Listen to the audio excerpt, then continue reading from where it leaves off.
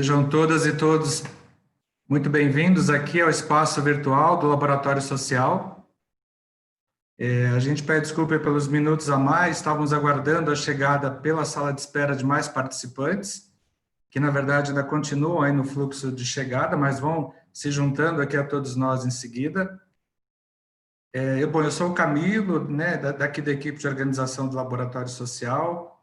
Essa é uma tarde especial para a gente, e uma alegria. Iniciamos hoje uma parceria, né, muito aí bem quista aqui para todos nós, com o núcleo de estudos em relações Estado, Sociedade e Políticas Públicas, Unesp, da Universidade Federal da Paraíba.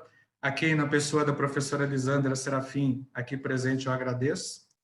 É uma grande alegria, né, estar juntos aí nessa batalha, né, pela propagação de conhecimento científico e de pesquisas produzidas aí pelas universidades, associações científicas, centros de pesquisa e também por profissionais que atuam nos setores público, privado e mesmo terceiro setor. Esse é o escopo, esse é o objetivo e a razão de ser do laboratório.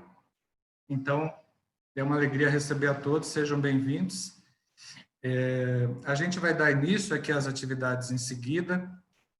Acompanhe, por favor, a programação do laboratório, tá? O site laboratoriosocial.com.br, ele traz essa grade aí de atividades que vai sendo atualizada constantemente.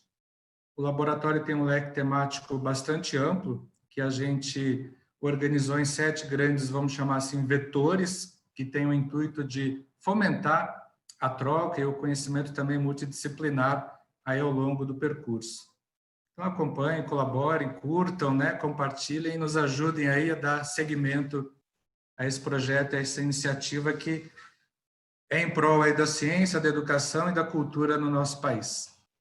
Tá? Antes de passar aqui a palavra à professora Lisandra e aos nossos convidados do dia, a quem agradeço também pela presença, a Flávia Rios. Obrigado, Flávia, bom vê-la. Ao Paulo Ramos, grande Paulo, obrigado também pela presença. Eu gostaria de deixar alguns informes mais operacionais também. Após o evento, vocês devem receber, logo em seguida, um link para um questionário de avaliação. Então, por favor, quem puder, preencha, né, dê sugestões para melhoria aqui da estrutura. Os certificados de participação de quem compareceu à atividade e permaneceu na sala serão disponibilizados também na semana seguinte aqui à realização do seminário. E, no caso de dúvidas ou intercorrências que vocês tenham, podem também nos acionar tanto pelo e-mail contato@laboratoriosocial que vocês receberam, quanto no chat que está disponível aí no rodapé da página de vocês.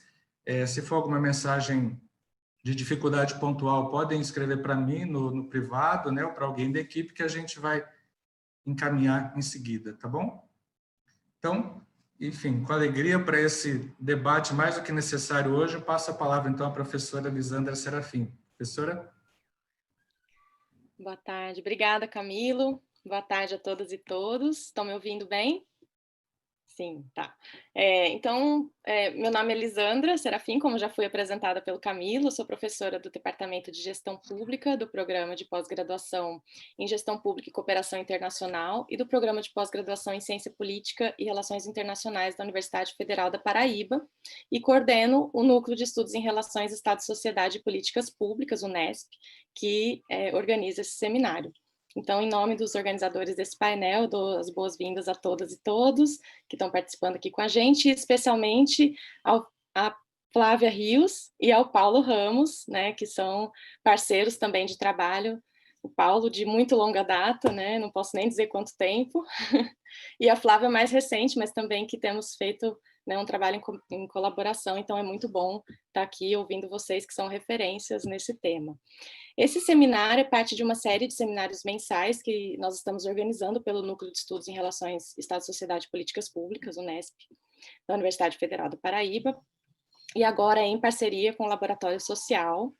Esse é o segundo seminário da nossa série, o primeiro foi feito de forma mais caseira, né, e depois, gentilmente, o Camilo cedeu esse espaço e se tornou parceiro dos nossos seminários, e nós, né, cooperando aqui, Eu já havia participado de um painel anteriormente, né, organizado pela Síntese, pelo Laboratório Social, e funcionou muito bem, né? Então a gente fica muito feliz de contar com esse recurso, com esse apoio, que é fundamental para a gente, porque senão nós professores, nós nos tornamos organizadores de evento, ficamos fazendo essa parte de inscrições e acabamos não podendo participar, né, para ouvir mesmo os colegas e fazer uma reflexão.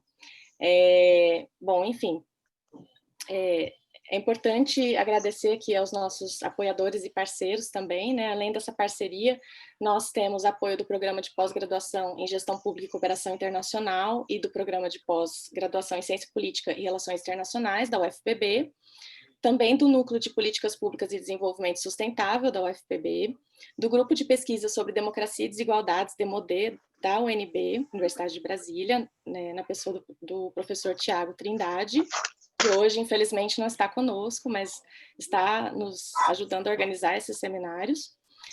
O Programa de Educação Tutorial em Ciência Política da UNB, o PET-POL, o BR Cidades, o Programa de Pós-Graduação em Ciência Política da UNB também. Bem, a nossa proposta nesse painel é provocar uma reflexão sobre a participação social e as instituições participativas, as políticas públicas, o Estado, enfim, sob o crivo da luta e da crítica antirracista, de forma que nos ajude a ajustarmos nossas lentes para analisar o tema em nossas pesquisas e também a pensar nossas propostas, práticas e modelos possíveis para a participação e a democracia que queremos. Como eu disse para vocês, inicialmente nós começamos esse processo de pensar seminários para a gente fazer uma reflexão interna ao núcleo, mas houve um interesse muito grande da comunidade acadêmica e de outros colegas, então nós decidimos ampliar, né, esses seminários para participantes externos e fazer, então, uma discussão mais ampla. Então, espero que vocês gostem, né, da nossa proposta e do debate aqui, fiquem à vontade para fazer perguntas. Como que vai funcionar a nossa dinâmica? Nós vamos contar com a exposição do Paulo César Ramos, como eu já disse, vou apresentá-lo. Ele é doutorando em Sociologia pela Universidade de São Paulo, possui mestrado em Sociologia pela Universidade Federal de São Carlos, onde também cursou graduação em Ciências Sociais. É especialista em Análise Política e Relações Institucionais pela UNB, desenvolveu pesquisas para a Fundação Perseu Abramo, Unesco, PNUD e Fundação Oswaldo Cruz nos temas Juventude, Violência e Relações Raciais, coordenou pesquisa de campo sobre relações raciais e segurança pública, trabalhou na formulação de políticas públicas em âmbito municipal e federal, realizou visitas técnicas internacionais pelo continente americano, com estágio no meu francês, Paulo! Observatoire Jeunes et Société, Institut National de la Recherche Scientifique de Quebec, Canadá, desculpem aí o francês aportuguesado, foi Visiting Scholar na Center of Africana Studies na Universidade da Pensilvânia.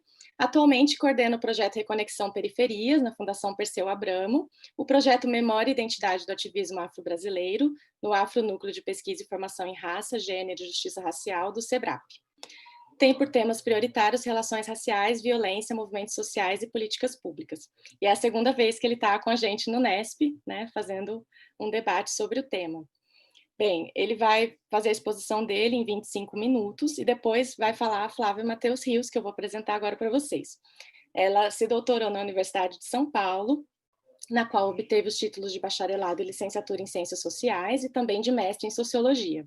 Durante o estágio doutoral, foi Visiting Student Researcher Collaborator em Princeton University, com bolsa sanduíche da FAPESP. Integrou o quadro docente da Universidade Federal de Goiás, onde coordenou o PIB de Ciências Sociais.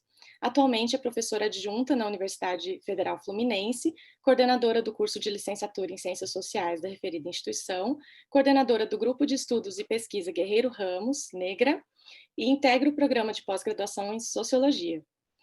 Atuou no Comitê Científico do Latin American meu inglês também não está bom hoje, gente. Anti-Racism in a Post-Racial Age. Atualmente integra o Comitê Científico do Afro-SEBRAP e integra o projeto Vozes do Genocídio da Juventude Negra. Tem experiência na área de Sociologia Política e da Cultura, com ênfase nos estudos sobre ação coletiva, teorias interseccionais, relações raciais e de gênero, ditadura militar e democracia, educação e políticas de ações afirmativas no ensino superior. Bem, depois da exposição da Flávia, de 25 minutos, inclusive durante as exposições, né, quem quiser mandar perguntas pelo chat já pode enviar. Assim que eles finalizarem as exposições, a gente já vai fazer uma primeira rodada de perguntas, que eu vou organizar, então podem enviar pelo chat no privado para mim, ou mesmo para o público, que a gente vai colher as perguntas para repassar para eles, e aí a gente pode fazer uma última rodada de respostas, ou 2 rodadas, dependendo do tempo que a gente tiver e da quantidade de perguntas que chegarem, tá certo? Então, sem mais delongas, vou passar a fala para o Paulo Ramos. A gente avisa para você, Paulo, quando faltar 5 minutos, tá certo? Bom, então, pessoal, boa tarde. Boa tarde, professora Lisandra. Boa tarde, Camilo. 2 pessoas por quem eu tenho respeito e muito carinho. Estou muito feliz de poder conversar com vocês nessa tarde de hoje e poder debater com a professora Flávia Rios, uma outra pessoa de quem eu gosto muito, que admiro muito, enfim, essas pessoas que estão... Eu estou entre pessoas que são minhas referências, que me ajudam direta e indiretamente a produzir o que eu produzo, embora eu assuma toda a responsabilidade pelo que eu vou dizer aqui. Mas para mim é um prazer imenso. Tive com Flávia ontem, também debatendo ditadura, militância negra na ditadura, pelo perfil da Companhia das Letras, e hoje, aqui nesse momento diferente, mas além pela forma e pelo conteúdo, né? Então vamos acumulando. O que eu gostaria de trazer para vocês hoje aqui é um pouco do que eu tenho pensado, um pouco do que eu já produzi e algumas questões que eu gostaria de aprofundar em vista do que eu já produzi, mas também questões que são mais presentes, questões que são mais candentes. Eu não sei como é que vai ficar a apresentação, mas eu acho que o Felipe pode subir a minha apresentação para compartilhar com vocês o que eu preparei. Então, antirracismo e participação social. Eu quero trabalhar o seguinte: a ideia de agendas e de atores na arena política contemporânea. Cada vez que a gente... Atualmente, né, a cada semana parece que surge uma nova polêmica. Um pouco... e essa polêmica, muitas vezes, alimentada pela pluralidade de voz, que vive hoje na cena pública e sobretudo devido à internet, mas também alimentado pela triste realidade que o nosso país vive, um período de avanço conservador e de aumento da repressão e da violência de Estado contra as pessoas negras. Pode passar.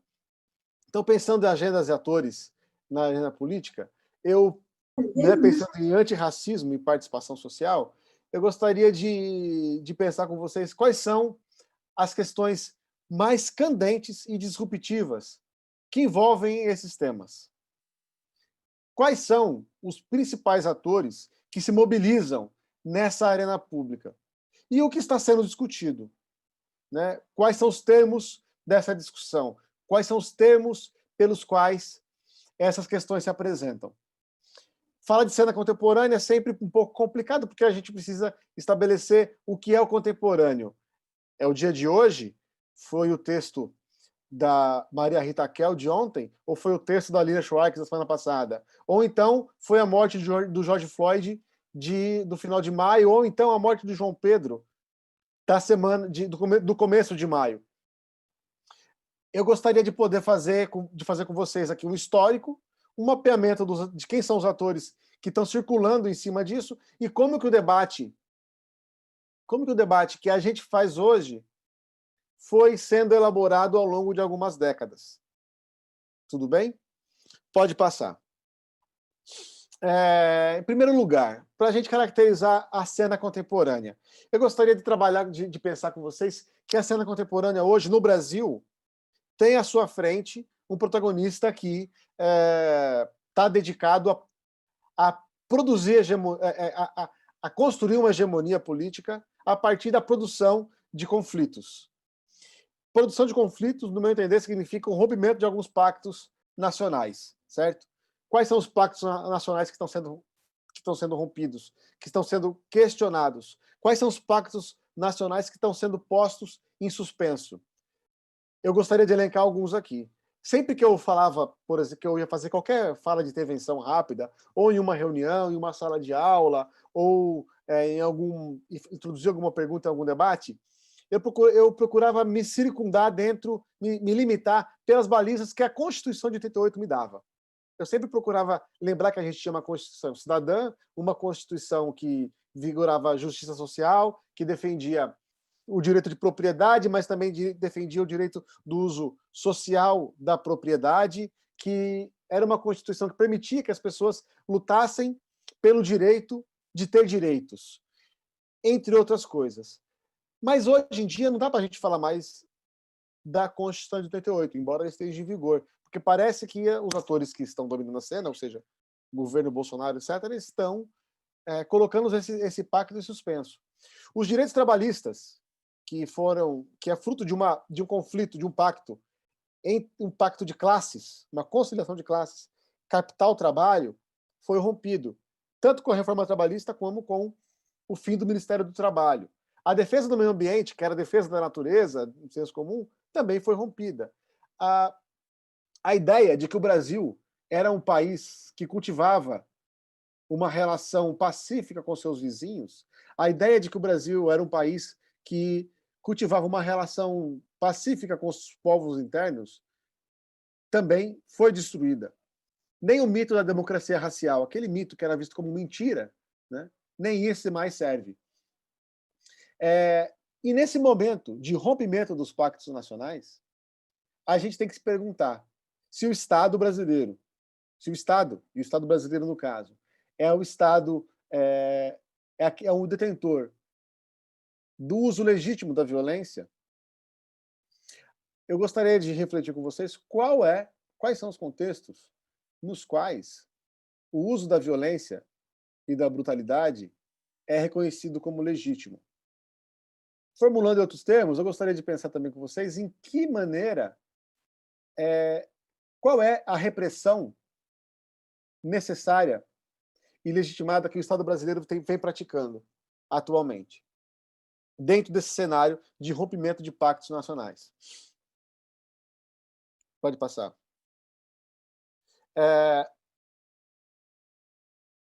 O estado de coisas que nos traz hoje o Brasil, sabendo que nós temos uma pandemia, sabendo que os casos de violência policial têm aumentado, tem trazido às nossas cenas, ou seja, um quadro de exclusão de direitos, de rompimento de pactos nacionais, tem trazido para o cenário da participação social alguns elementos interessantes que compõem esse debate, né? O debate dentro da arena política atual.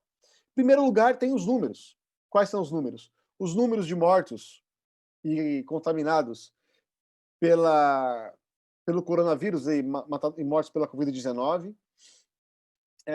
Os casos de violência policial que têm aumentado nas periferias e nas favelas do Brasil. A gente sabe que a gente tem visto na mídia o Observatório da Segurança Pública do Rio de Janeiro, por exemplo, tem produzido dados a respeito disso, tem mostrado que, a despeito do isolamento social, a despeito da redução de circulação de pessoas pelas ruas, a despeito de a criminalidade ter diminuído, o número de pessoas mortas pela polícia tem aumentado. De tal forma que esse aumento numérico tem se dado, que a produção de casos emblemáticos, ou seja, aquele que eu chamo de casos emblemáticos, são casos de violência policial nas quais, em que o caso ganha grande repercussão. Ou seja, especialistas são chamados para falar, dá matéria em jornal, articulistas de grande influência tematizam isso em suas colunas diárias, semanais ou mensais, é assunto de televisão, e desde que a pandemia começou, isso tem sido frequente. Esses casos de violência e brutalidade policial têm sido frequentes. Dentro desse aspecto, a gente tem sempre que pensar que a reação a esses casos emblemáticos, a reação a esses casos de violência policial, muitas vezes ela existe, mas nem sempre ela é repercutida. Ou seja, existe um caso de violência policial, existe uma reação do ponto de vista da sociedade civil, dos movimentos sociais, mas nem sempre o caso ganha a repercussão dos movimentos sociais e nem sempre a repercussão do caso e dos movimentos sociais e a ação dos movimentos sociais ganha a repercussão midiática. É preciso, portanto, pensar quais são os cenários em que, havendo casos de violência policial, havendo reação civil organizada, em que casos existe uma repercussão e esse caso se torna emblemático. Os números são muitos, mas nem todas as vítimas da violência policial ganham atenção do público. Pode passar. Bom, e quando esse caso, e atualmente o termo genocídio tem sido utilizado para designar esses problemas que os números retratam e que os movimentos sociais denunciam. Esses casos que os números retratam e que os movimentos sociais denunciam são chamados de genocídio atualmente, e não é sem razão de ser. Existem razões históricas, existem razões legais, existem razões contemporâneas que vão falar a respeito, vão justificar, de alguma forma, o que o movimento negro o que os movimentos sociais, sobretudo o movimento negro, vai chamar de genocídio. Vocês devem ter acompanhado que, recentemente, o governo Bolsonaro foi chamado de um governo de genocida. O Gilmar Mendes, inclusive, acusou o exército brasileiro de estar compactuando com o genocídio praticado pelo governo Bolsonaro, e isso acabou gerando bastante repercussão. Eu queria pensar com vocês de que maneira, por que isso aconteceu, se faz sentido, qual é a pertinência disso. Sabendo que o nazismo, a ideia de genocídio, ela vigora para o senso comum, ela está marcada pelo imaginário comum como algo que está muito ligado ao nazismo, a um fato determinado, a uma ideia, abre aspas, de solução final, né? As câmaras de gás, aos guetos. Sempre que a gente pensa em genocídio, a gente acaba... A primeira imagem que se vê é a imagem de um exército alemão, nazista, da Segunda Guerra Mundial, praticando genocídio contra judeus, certo?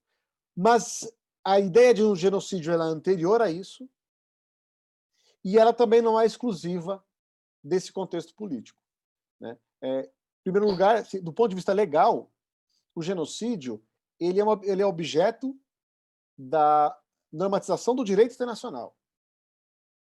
É verdade que essa matéria acabou vigorando como uma matéria de direito internacional muito em razão da Segunda Guerra Mundial, muito em razão do que os nazistas promoveram, mas eles já vinham sendo trabalhado anteriormente para falar sobre a questão da Argélia, por exemplo, para falar do que, enfim, em vários outros contextos. O que o Brasil vai falar de novo a respeito da ideia de genocídio tem a ver com outros processos. E para o movimento negro brasileiro, o antirracismo brasileiro, passa a falar de genocídio muito em virtude de um livro do Abdias do Nascimento, publicado em 1978, escrito em 1977, e que ele vai falar de que existe no Brasil um processo de genocídio que não é um genocídio como se tinha visto anteriormente em outros na Alemanha.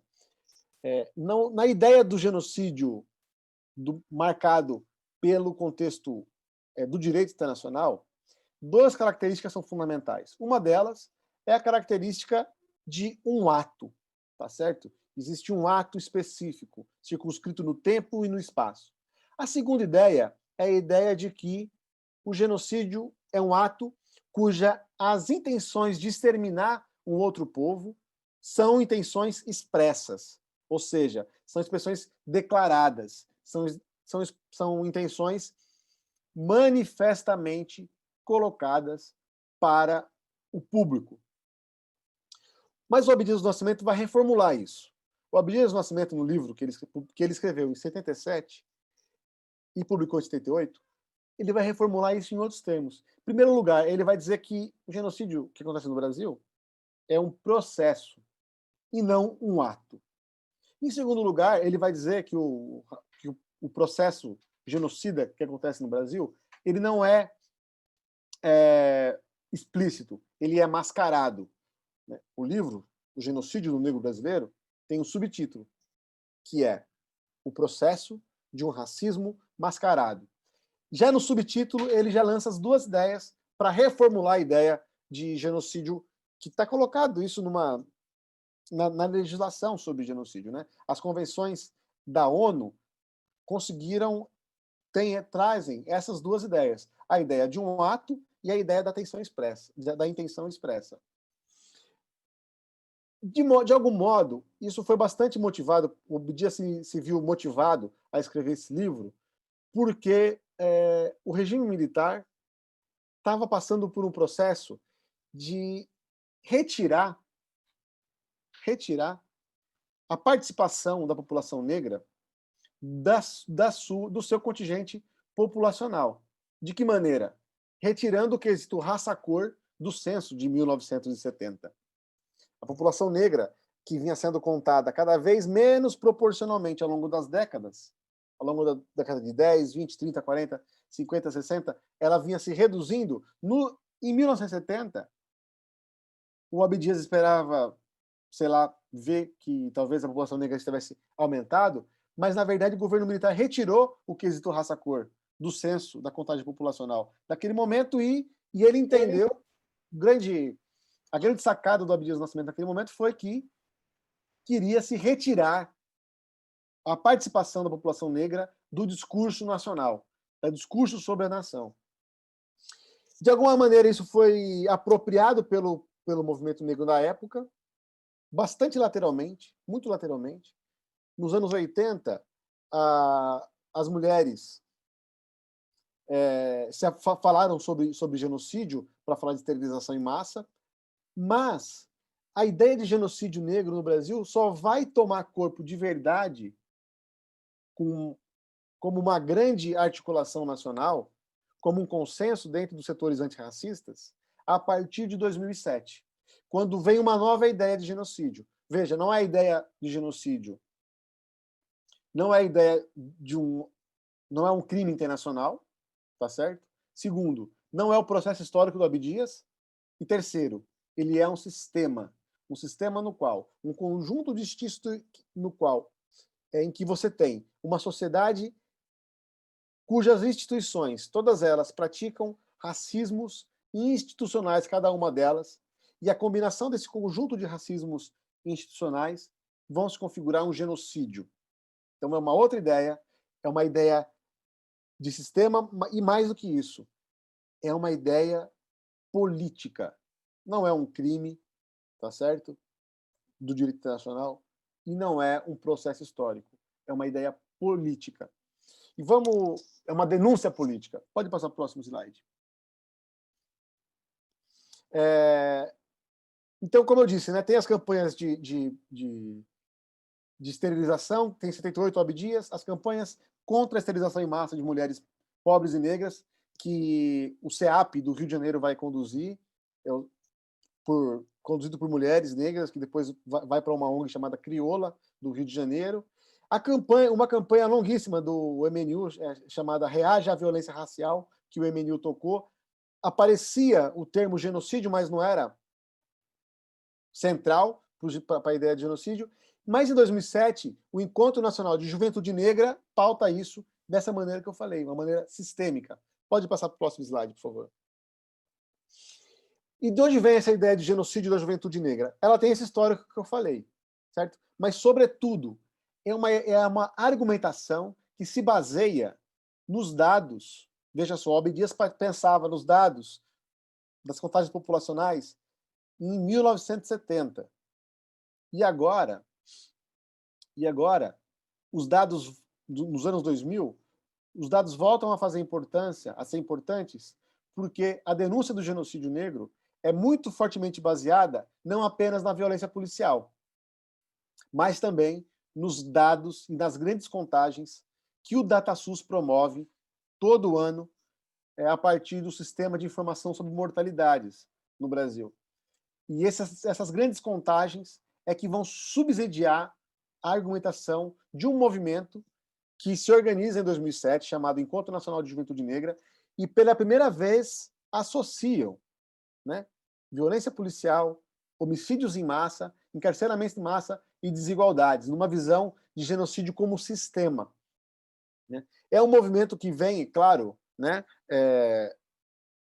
de uma toada de movimento negro, tem a ver com o movimento hip-hop, tem a ver com a Marcha Zumbi dos Palmares, que aconteceu em 95, tem a ver com a Marcha Zumbi dos Palmares, que aconteceu em 2005, né, a segunda marcha, e nesse caso aconteceram duas marchas, né, em 2 dias diferentes, frutos de um racha do movimento negro da época, que se dividiu em 2, e ao invés de fazer uma marcha só a Brasília,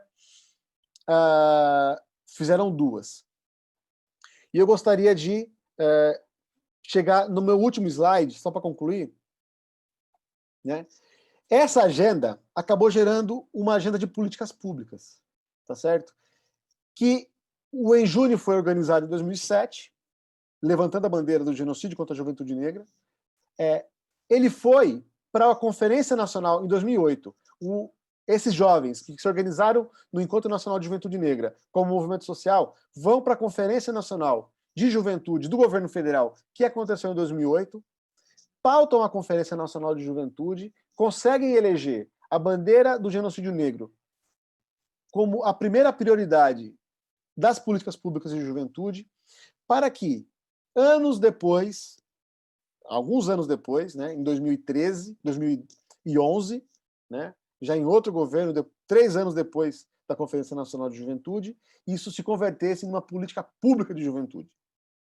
E essa política pública de juventude foi a Juventude Viva, que durou 2 anos, organizou diversas atividades pelo Brasil afora, organizou diversas atividades de diversos ministérios diferentes, mas que não conseguiu se reproduzir, porque, enfim, veio o golpe, vieram uma série de outros problemas, né, que o Brasil passa hoje, a gente chega nesse momento de hoje. Então, eu quis fazer para vocês aqui um histórico de como a ideia de genocídio, que a gente vem se referir a ela, para falar de Covid-19, para falar de violência policial nos dias de hoje, para falar como que ela foi construída pelo antirracismo no Brasil, como que ela foi associada ou não pela violência, sabendo que o Abdias, lá em 78, não falava de violência policial, tá certo? Ele falava de outra coisa, de construção nacional.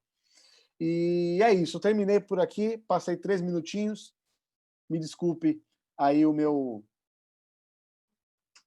a minha indisciplina. Então, Paulo, na verdade você falou menos tempo do que você poderia. Eu falei menos tempo? Você podia falar até 30 minutos, se quiser. Tá, desculpa, eu pensei que fossem 20 minutos. Se você quiser ainda... Eu gostaria de enfatizar algumas coisas. Por apenas. favor. Por favor, o slide. Retoma o slide, por favor, para mim.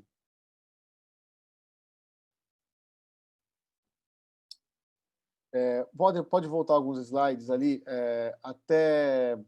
Volta um.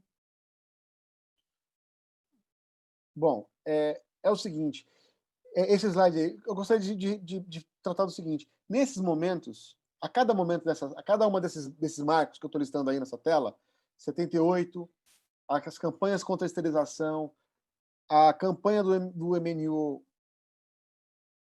contra a violência racial e o Enjune, eles estavam organizados por ideias diferenciadas, tá certo?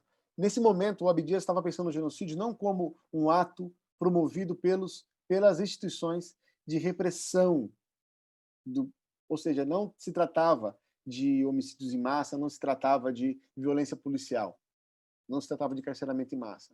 Se tratava, nesse momento, de a presença negra no discurso sobre a nação. A violência policial era um problema do movimento negro, era desde 1978, tá certo? Mas ela não era associada à ideia de genocídio. As campanhas de esterilização em massa, elas foram associadas à ideia de genocídio, mas elas estavam ligadas, obviamente, né, que era uma campanha de esterilização, quer dizer, não é óbvio isso, mas era uma campanha voltada às questões de gênero e fundamentalmente às questões das mulheres negras, certo? Era uma campanha que existiu dentro do CEAP, dentro do Centro de Estudos ligados às populações marginalizadas do Rio de Janeiro. A campanha Reage à Violência Racial, desenvolvida pelo MNU nos anos 90, mobilizava a ideia de genocídio lateralmente. Embora, nessa campanha, a ideia o problema central da campanha do MNU nos anos 90 era o combate à violência policial, porque nos anos 90 foi justamente o momento em que a sociedade civil e as universidades passaram a poder ter acesso a dados da polícia militar e da polícia civil. E a partir desse acesso a esses dados, passaram a produzir pesquisas e produzir estudos e apresentar esses estudos para a cena pública. Por exemplo, quando a gente ouve lá Racionais MCs, e quando o Primo Preto abre, né, a música capítulo 4, versículo 3, falando de uma série de dados sobre violência policial e jovens negros, esses dados são de uma pesquisa conduzida pelo Guiledés, em São Paulo, e pelo Núcleo de Estudos da Violência da USP, uma parceria que houve entre essas duas instituições. Agora, e tudo isso foi vinculado a ideias forças, né? Nos anos 80, pela ideia de discriminação racial e combate ao mito da democracia racial. Nos anos 90, a ideia de violência racial, que estava colocado aí. E agora, mais recentemente, a partir de 2007, a partir da denúncia do genocídio da juventude negra. Genocídio da juventude negra pode parecer contraditório, porque genocídio é de povo, e juventude não é povo, juventude é uma faixa etária, tá certo? O problema, a questão mais interessante é que isso faz sentido politicamente. E é isso. E é por isso que a ideia de genocídio atualmente ela é uma categoria política, não uma categoria do direito internacional e nem uma categoria interpretativa, como o Abdias falou. Pode passar mais um?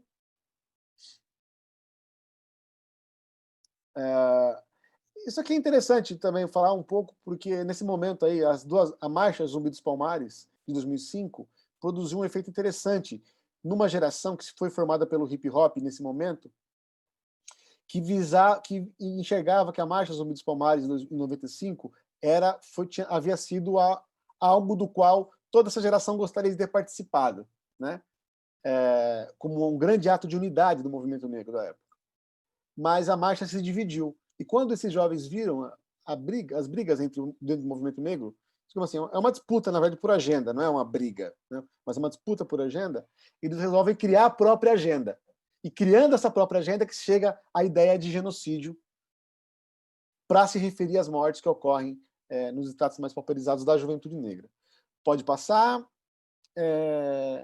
E é isso, assim, essa agenda, com todos os problemas, a agenda de genocídio, produziu uma agenda de políticas públicas, né, que procurava introduzir a ideia de reconhecimento da diferença nas agendas sobre violência, nas políticas públicas de segurança pública.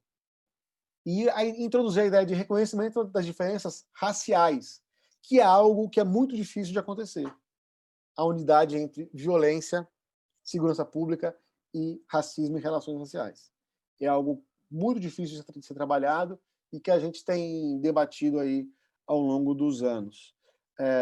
Depois eu posso passar as referências que eu tenho para... Esse quadro aqui que eu estou mostrando para vocês, basicamente, é a minha dissertação, certo? São 3 capítulos da minha dissertação aqui, nesse quadro aqui. Mas depois também tem o trabalho do Wanderson da Silva, que defendeu a tese dele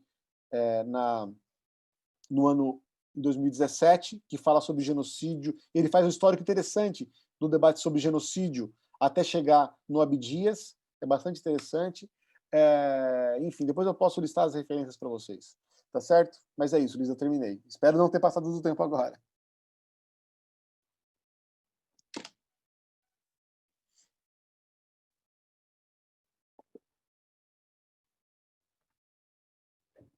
Pontualíssimo, Paulo. Obrigada.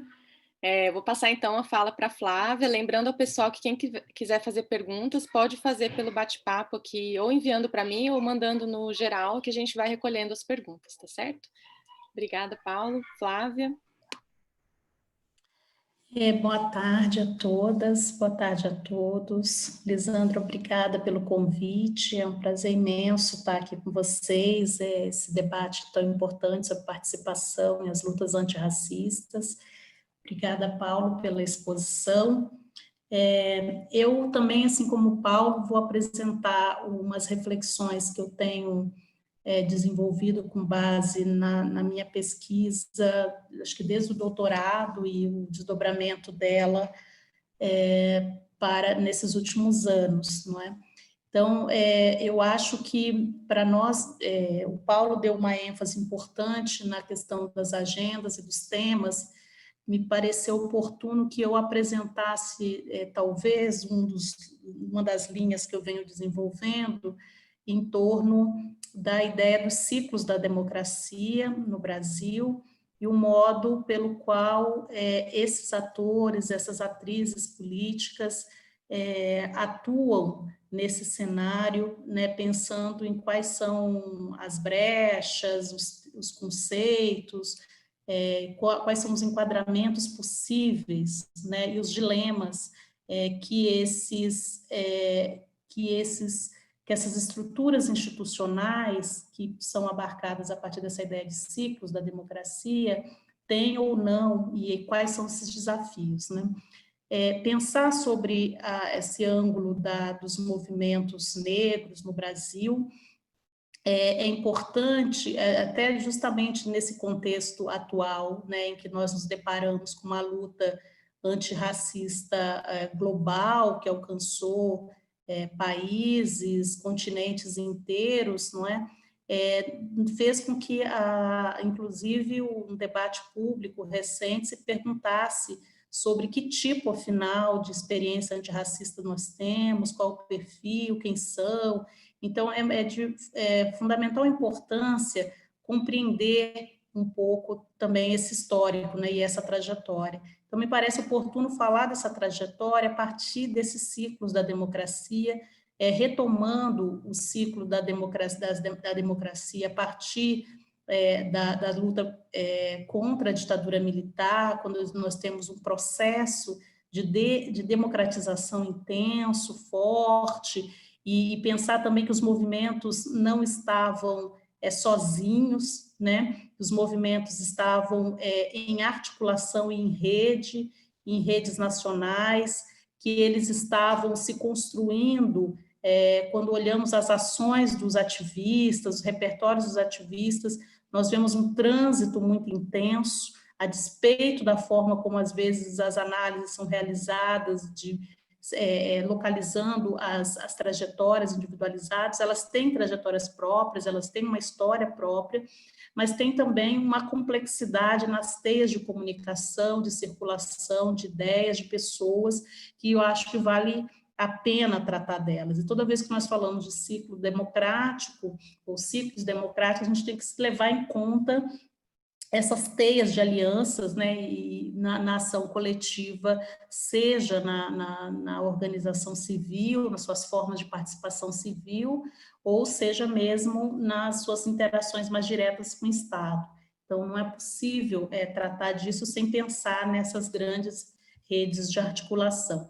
Então, nesse primeiro ciclo, é importante destacar exatamente esse trânsito, né, um trânsito em que, de fato, você tem um antirracismo complexo, que envolve desde associações civis, comunitárias, de periferias, formadas muito pela teologia da libertação, como a maior parte dos ativismos brasileiros, um direcionamento muito forte para as formas institucionais, embora as independências, autonomias civis fossem sempre muito importantes, seja autonomia em relação aos partidos políticos, seja autonomia em relação às esquerdas organizadas, seja em relação mesmo ao interior do próprio movimento negro, quando há uma diferenciação das mulheres negras, depois uma diferenciação dos movimentos quilombolas, que são comunidades negras rurais, né? Então, você tem todo um processo complexo de diferenciação, de autonomização, que muitas das vezes, erroneamente, a literatura brasileira chama de fragmentação política, né? Às vezes há uma importação do debate sobre os partidos políticos, né, por conta do perfil mesmo da nossa representação política, com uma presença muito grande de partidos, disputando tanto eleições proporcionais como majoritárias, gera uma falsa ideia de que nos movimentos sociais isso também se daria com uma lógica de fragmentação. Então, eu gostaria de rejeitar essa ideia de fragmentação com vocês e pensar mais em termos de autonomia, de autodeterminação, que são ideias que me parecem mais adequadas para entender o modo como esses movimentos se diferenciam, se complexificam e atuam nos ciclos democráticos. Eu também queria chamar a atenção para o fato de que é uma característica que a literatura marca muito, não só do ativismo, da participação social nossa brasileira, que é um direcionamento para o Estado brasileiro, né? No caso nosso para o Estado brasileiro, mas também outros movimentos sociais latino-americanos em direção aos seus respectivos estados. Então, é interessante marcar esse contraste, principalmente quando a gente olha para a literatura europeia, de outros países, em que se marca muito um ativismo voltado para aquilo que o Habermas chamou o mundo da vida. Não quer dizer que nós não estejamos aqui com uma disputa em torno do que é bom, o bem viver, né, como foi a Marcha das Mulheres Negras em 2015, chamou de bem viver, né? Não é que nós não estejamos preocupados com esses temas que são relacionados diretamente a uma ideia de uma boa vida, né, de uma qualidade de vida, né? É óbvio que se trata disso. É óbvio que se esses movimentos estão disputando valores, quais são os valores desejáveis numa sociedade, tudo isso está em jogo. Mas há um entendimento majoritário, não quer dizer que seja um entendimento único, quer dizer que ele é um entendimento majoritário, um entendimento que tem ganho a disputa política no Brasil, a despeito do seu ciclo, se estamos num ciclo de democratização, num ciclo de maior estabilidade democrática, ou se estamos num ciclo de instabilidade, crise ou desdemocratização, que é como eu caracterizo e muitos outros caracterizam esse ciclo recente. Mas o fato é que esses movimentos, eles vão em direção ao Estado, né? Eles têm uma disputa pelo Estado. E é bom destacar que nos dois primeiros ciclos da democracia que nós vivemos, seja o da democratização, seja o que envolveu maior estabilidade democrática, que vai pelo menos desde o governo Fernando Henrique até o primeiro mandato da ex-presidenta Dilma, nesses períodos, nesses governos, nós fomos observando uma porosidade do Estado maior para os diversos movimentos sociais, especialmente os movimentos sociais que se arranjaram ali naquele início do primeiro ciclo de democratização, né? Ali a partir, principalmente, do momento em que nós vivemos os processos de desmantelamento parcial, não é total, desmantelamento da ditadura militar, né? Quando eu falo parcial, é justamente porque um dos pontos da parcialidade do desmantelamento da ditadura militar diz respeito ao aspecto que o Paulo chamou a atenção, que é a manutenção de uma estrutura repressiva que o Estado nunca foi capaz de desfazer, mesmo nos seus ciclos democráticos, seus momentos mais virtuosos, vamos dizer, se é que a gente pode dizer isso, né? Então, é importante destacar que esse direcionamento ao Estado foi um direcionamento muito marcado por uma participação no interior do Estado. Então, essa é uma estrutura também dominante, em contraste, não é exatamente em oposição, mas em contraste com uma disputa pela representação política no interior do parlamento, ou nos poderes executivos do Estado, sejam municipais, estaduais ou federais, né? Então, eu acho que é importante destacar esse aspecto da atuação política em direção ao Estado, uma participação em direção ao Estado, nas arenas e nos espaços em que o Estado pôde ser mais poroso, né? Nas arenas, no caso do movimento negro, há que se destacar muito a área educacional. A maior parte das lutas antirracistas se fizeram ver com mais eficiência, né, no interior do Estado, tanto na legislação quanto nos desdobramentos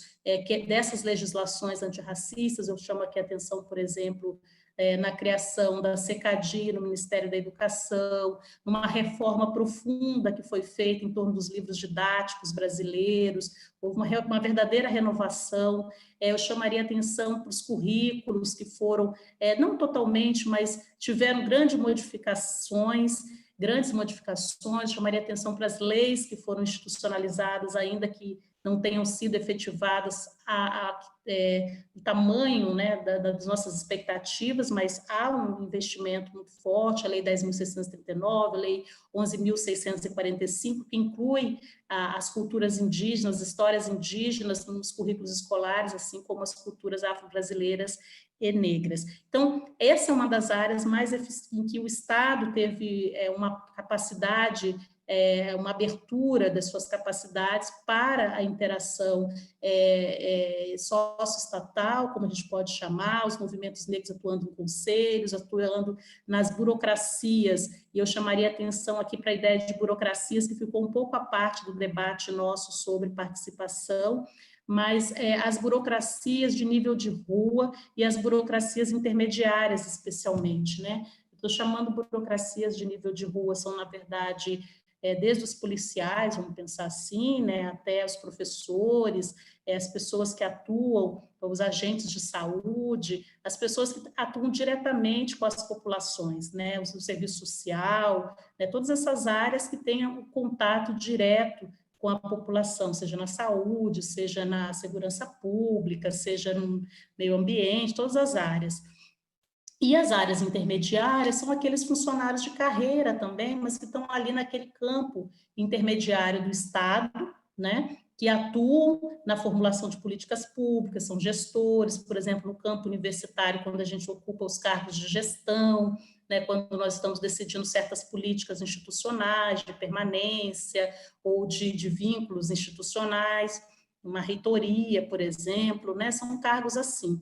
Então, esses movimentos, eles tiveram muito, não sei se muito, mas o alcance deles foi, que nós podemos localizar nesse nível, né, do nível de rua para algumas áreas, não todas as áreas, e no nível intermediário. Raramente, esses movimentos conseguiram efetivamente atuar no campo dessa burocracia de alto escalão, né, que a maior parte deles é formado ou por funcionários de carreira que são deslocados no Estado ou por nomeações, né? Então, com pessoas que às vezes não estão qualificadas a depender do governo, no nosso caso agora atual é tão emblemático, que não estão qualificadas para ocupar esses cargos que ocupam. Então, pensar que a nossa interação socioestatal se deu, digamos assim, a médio alcance, como foi o argumento que nós desenvolvemos num livro recente, em que o professor Adrian Guza Lavalle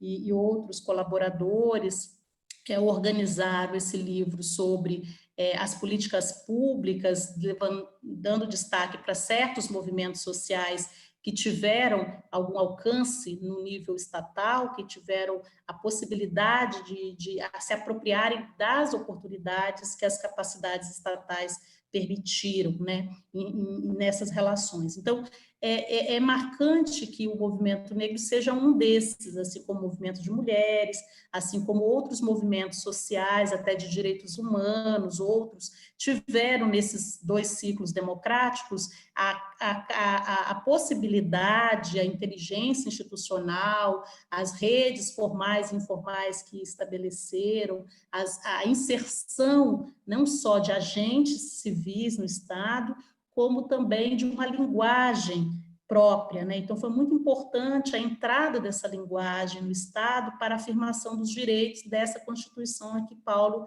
fazia referência, e que são exatamente esses agentes, essa agenda e essa linguagem, né, essas linguagens que têm sofrido ameaças e estão passando por processo de expulsão do interior do Estado a partir desse processo de desdemocratização que nós vivemos hoje, né? Então, é importante olhar para esse processo atual também como sendo um processo em que eu chamaria atenção para uma bidimensionalidade, dimensão desse processo, né, que é que diz respeito à desinstitucionalização dessas pautas, né, que é o fato dessas pautas serem realmente retiradas do Estado, da agenda do Estado, deixarem de serem pautas que dizem respeito, que sejam concernentes ao próprio Estado, assim como a retirada desses agentes, né? Então, se os movimentos sociais se construíram como agentes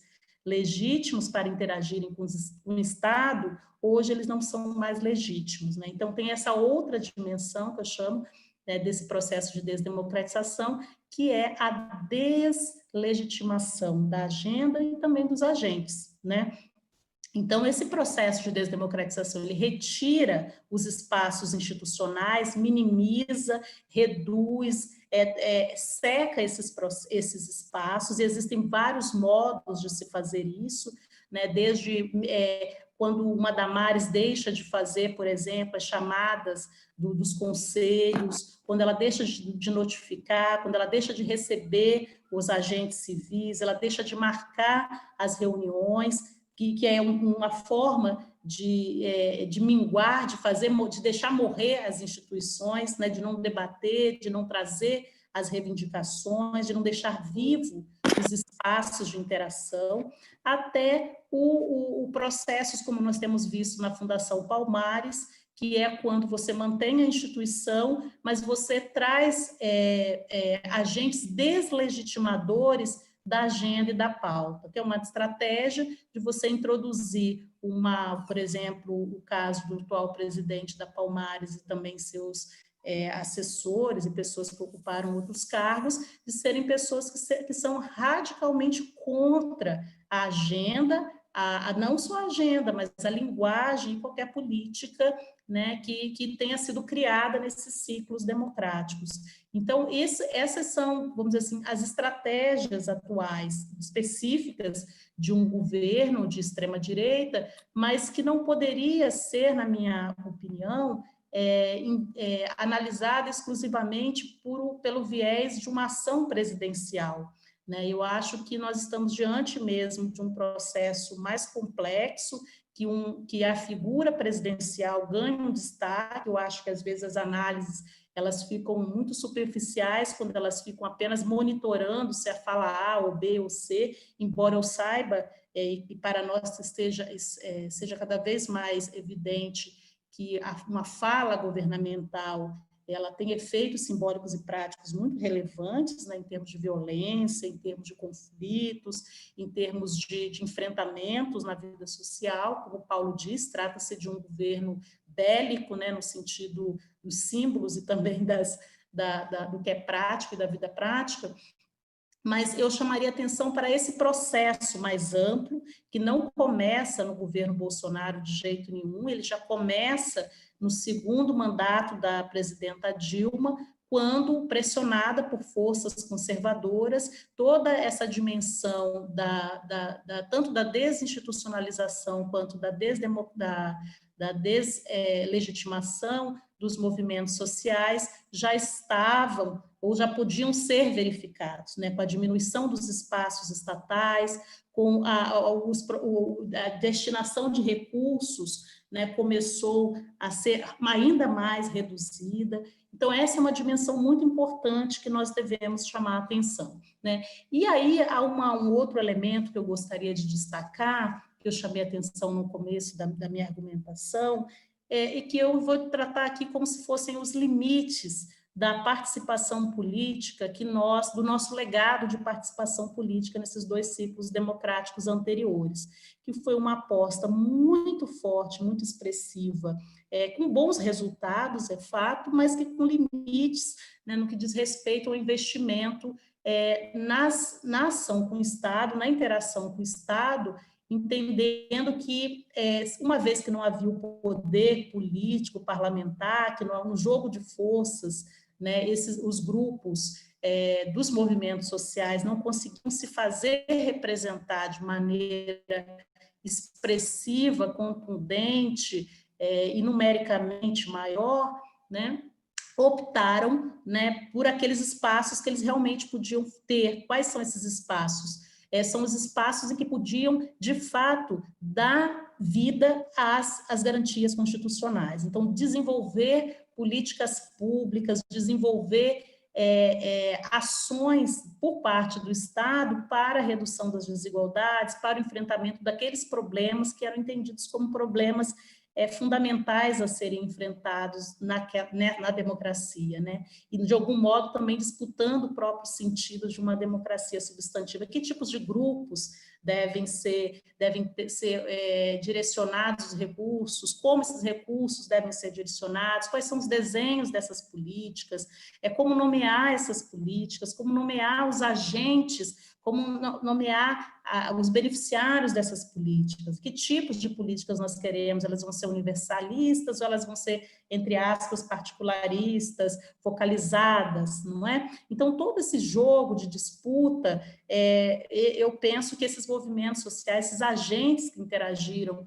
entre o Estado e os movimentos sociais, fizeram quando tiveram um relativo sucesso em certas áreas e não tiveram em outras. E a gente pode se perguntar por que é que em outras áreas não tiveram sucesso. Quando a gente olha, por exemplo, uma área que é muito importante, que é uma garantia constitucional que diz respeito à realidade direta das populações negras, principalmente as populações negras rurais, aqui nós chamamos de remanescentes quilombolas, por exemplo, nós percebemos que houve ganhos muito expressivos, mas, por outro lado, esses movimentos, se você compara, por exemplo, com as políticas de ações afirmativas, que seriam, digamos, uma política que alcança tanto as populações rurais quanto as populações urbanas, mas majoritariamente as populações urbanas, nós podemos dizer que elas tiveram até mais sucesso do que as políticas fundiárias que envolviam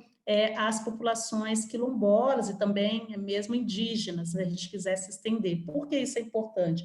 Porque as forças conservadoras que estavam não só nessas burocracias intermediárias, nessas burocracias executivas de alto escalão, e também estavam no parlamento. Então, assim, elas tinham uma extensão de ação no interior das burocracias e no interior do poder político parlamentar, que foram decisivas para barrar as etapas finais da titulação de terras quilombolas, a ponto, por exemplo, da gente ver a possibilidade de certificação, que é quando a gente depende daquelas burocracias de nível de rua, aquelas pessoas que vão aos quilombos, reconhecem os quilombos, etc. e tal, mas na medida que os processos vão subindo no interior da burocracia estatal, as forças conservadoras, de latifundiários, proprietários de terras, que estão dos partidos conservadores, barraram tanto no parlamento, tanto nas instituições, como, por exemplo, o INCRA, né? Então, é preciso dizer que uma luta de participação social que focalize, né, os espaços e as capacidades estatais, elas têm esse teto de vidro quando elas não vêm acompanhadas, né, vamos dizer assim, de uma força política representativa no âmbito parlamentar e em outros âmbitos do Estado, né, e até do judiciário, né? Um impacto que nós podemos ver futuramente, não podemos ver por agora, pode ser como as ações afirmativas vão conseguir alcançar via os cursos de direito as burocracias do judiciário, mas isso vai demorar muito tempo, né? Isso é um processo de duração média, de duração longa. Então, isso a gente não consegue ver, pelo menos nas nossas gerações, se é que as políticas permanecerão. Mas o fato é que nesse campo, tanto da política clássica de representação via parlamento e poder executivo, como a política de participação social no interior do Estado, nos conselhos, nas arenas de accountability, que a gente sempre tem atuado e tem visto atuação forte, nós vemos agora, nesse processo de desdemocratização, justamente o impacto quando você não tem esse poder político clássico da representação política. Então, esse talvez tenha sido o nosso grande paradoxo, na minha leitura, da participação política que a gente pode falar em relação à questão antirracista no Brasil, dos movimentos negros, mas, na verdade, é um jeito também de falar da participação mais geral de todos os movimentos sociais progressistas que se envolveram desde aquele primeiro nosso ciclo de redemocratização até agora, né, que é uma grande derrota política, que não tem dia para acabar, não só porque ela não diz respeito apenas a esse ou aquele presidente, né, ela diz respeito a um processo social mais amplo que tem bases sociais, né? Eu acho que essas últimas eleições, elas escancararam não só a possibilidade da extrema-direita chegar ao poder e talvez de ter alguma estabilidade, mas, sobretudo, da base social, dos valores sociais e dos agentes sociais que reagiram, né, aos parcos desenvolvimentos e igualitarismos que nós tentamos emplacar nessas últimas décadas, ou nas décadas dos finais da última década, do final do século XX, e principalmente da primeira década do século XXI. Então, eu acho que esse talvez seja o nosso grande desafio, né? Primeiro, quais são os limites de uma ação coletiva direcionada ao Estado, né? O Estado, de modo geral, independentemente de qual arena está em disputa, né? O outro quais são os limites de uma atuação que tem, digamos, um pé mais forte numa participação que não envolve as estruturas políticas parlamentares, por exemplo, e o outro ainda diz respeito aos limites de uma autonomia política que os movimentos sociais lutaram e, de algum modo, deixaram, vamos dizer assim, ou se acomodaram na luta com os partidos políticos, né?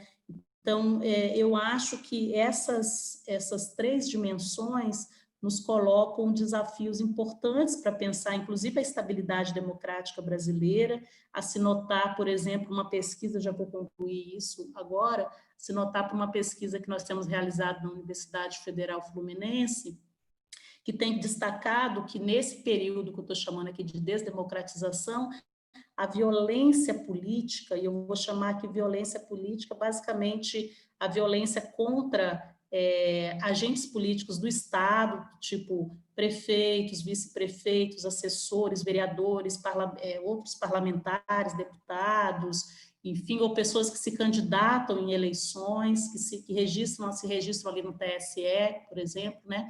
Ou mesmo a violência contra agentes dos direitos humanos, quilombolas, lideranças quilombolas, indígenas, né, pessoas que estão politizando seus direitos territoriais, direitos comunitários, né, enfim, ou direitos à saúde, né? Então, tem toda uma observação nossa, a partir do Estado do Rio de Janeiro, que é de um crescimento da violência política no Brasil, né? Quando a gente olha os dados, por exemplo, das populações quilombolas, os assassinatos de lideranças quilombolas nesses últimos anos tinham uma média de 2 assassinatos por ano, né? E num ano mais recente já tínhamos 7 ou 8 assassinatos, é uma mudança muito brusca. Quando a gente olha, por exemplo, os assassinatos de políticos no estado do Rio de Janeiro, que é o estado que mais mata políticos no Brasil, políticos aí especificamente políticos ligados ao Estado, vereadores, parlamentares, vereadores, prefeitos, etc., o crescimento de 2015 para cá é assustador, né? Então, há que se perguntar, por exemplo, né, sobre que democracia é essa, que desdemocratização é essa, que tem tornado os agentes inimigos, de algum modo, né? E não garante mais a segurança desses agentes políticos. Isso é um desafio que nós temos que enfrentar agora, não só das lideranças políticas, né, lideranças comunitárias, como os próprios agentes típicos da uma democracia liberal clássica, né, que são vereadores, parlamentares, enfim. Então, não se trata aqui de fechar uma fala de modo pessimista, não é isso que eu gostaria de marcar, mas refletir um pouco sobre esse contexto nosso, né, de que envolve racialização, que envolve desdemocratização, que envolve uma política do conflito, do ódio, né, uma política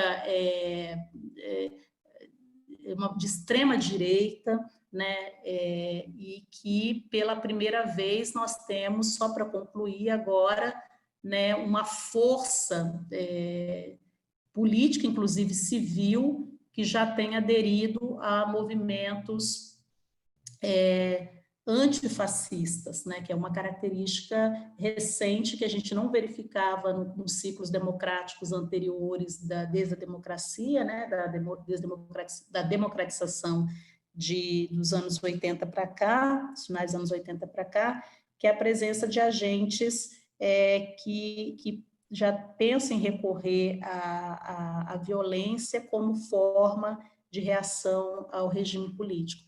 Então, é preciso notar como que o tecido social ele tem se organizado, né, seja a direita, seja a esquerda, para entendermos um pouco como que essas lutas antirracistas e essa participação ou não política no Brasil se dão contemporaneamente. Enfim, é isso, muito obrigada, eu tenho aqui meus mais que 30 minutos, e queria deixar essas reflexões para nós pensarmos e discutimos aqui. Obrigada, Lisandra.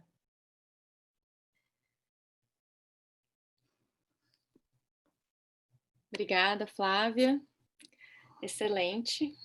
Muitos elementos. Temos aqui algumas perguntas, então peço que quem mais quiser fazer perguntas, faça pelo chat agora, nessa rodada.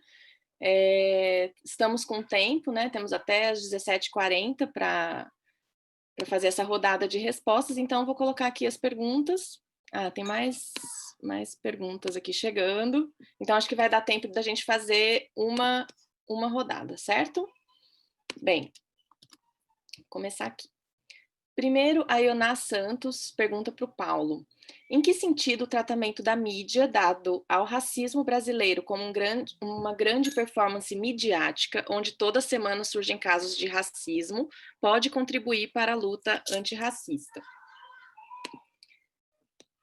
Segunda pergunta, também para o Paulo, da Rosana Cristina Santos. Como você enxerga a naturalização do racismo, visto que, embora tenhamos um Estatuto de Igualdade Racial, ainda não se conseguiu endurecer as punições de crimes de racismo ou até mesmo condenações de pena?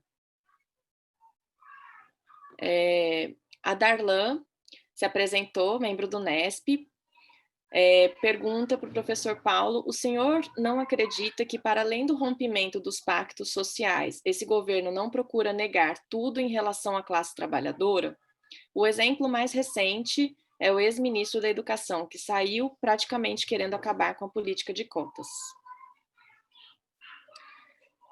Depois, Marucelli, também membro do NESP, pergunta para ambos: qual é o papel das instituições participativas na luta antirracista? O que podemos destacar? Ioná Santos pergunta para Flávia: a senhora, como docente, acredita que a Lei 10.639 é um elemento da luta antirracista? Por que ela não é cumprida? Pergunta de quem foi? Do Anderson, Anderson Nascimento, professor colega nosso também, membro do NESP. Diz o seguinte: Fukuyama lançou outra visão polêmica recentemente, quando citou que as políticas identitárias foram também responsáveis pela crise da democracia. O movimento Black Lives Matter entra na argumentação do autor como reação à violência policial e uma longa memória histórica da escravatura. O Brasil tem outra história, mas a questão é: em que medida pautas identitárias serviram de munição, a analogia proposital, para a ascensão desse projeto autoritário? Isso pode ser mais explícito hoje ou ainda é processo? Se for mais explícito, pode ser o argumento que faltava para um enquadramento conceitual na ideia de genocídio. Aliás, ele está perguntando, desculpem, se for mais explícito, pode ser o argumento que faltava para o enquadramento conceitual na ideia de genocídio? Deixa eu ver se chegou mais alguma.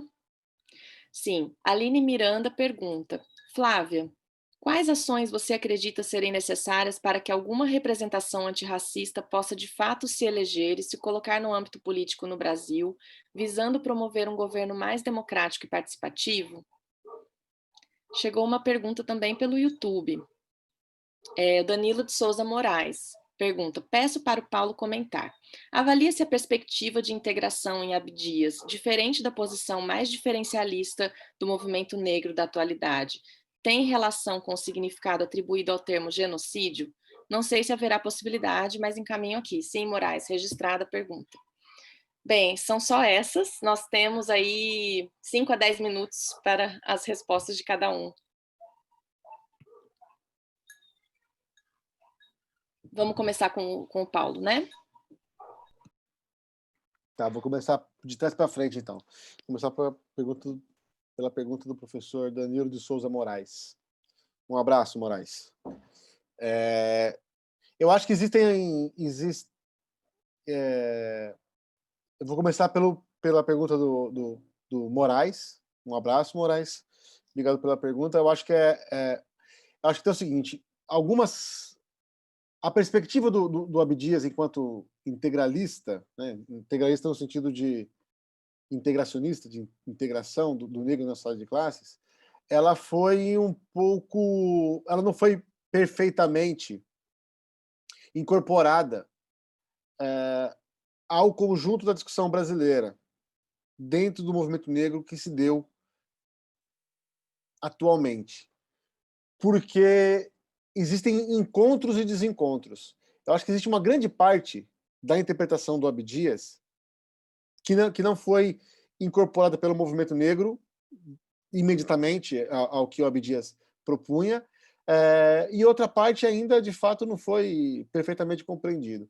Mas eu acho que esses desencontros, eles têm mais a ver com a falta de interlocução que o movimento negro encontra fora dos circuitos negros do que propriamente a alimentação e o debate que se dá dentro do movimento negro.